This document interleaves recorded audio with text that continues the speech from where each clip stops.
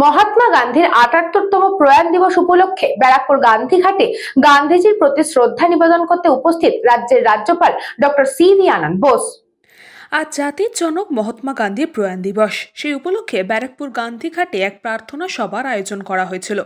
সেখানে উপস্থিত ছিলেন পশ্চিমবঙ্গের রাজ্যপাল সি.ভি. আনন্দ বোস, দমকল মন্ত্রী সুজিত বসু, মুখ্য সচিব নন্দিনী চক্রবর্তী, ব্যারাকপুর পুলিশ কমিশনার মুরলীধর সহ অন্যান্য বিশিষ্ট ব্যক্তিবর্গরা। সর্বধর্ম থেকে গ্রন্থ পাঠ করা, গান্ধীজির মূর্তিতে মাল্যদান করেন রাজ্যপাল। এরপরেই রাজ্যপাল আনন্দপুরে আগুন লাগার ঘটনায় বলেন, রাজ্য সরকারকে আরও সতর্ক হতে হবে। এই ধরনের কারখানা যেখানে বহু সংখ্যক লোক কাজ করে সেখানে আরো সতর্ক দিতে হবে। Unfortunate, shocking.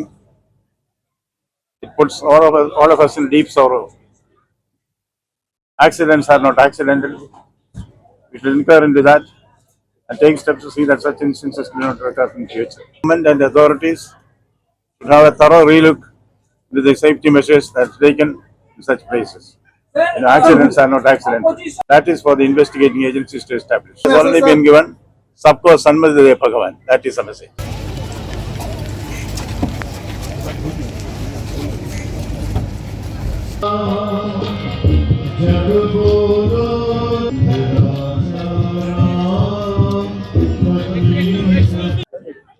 আপনি তো পেয়েছেন দাদা আমাদের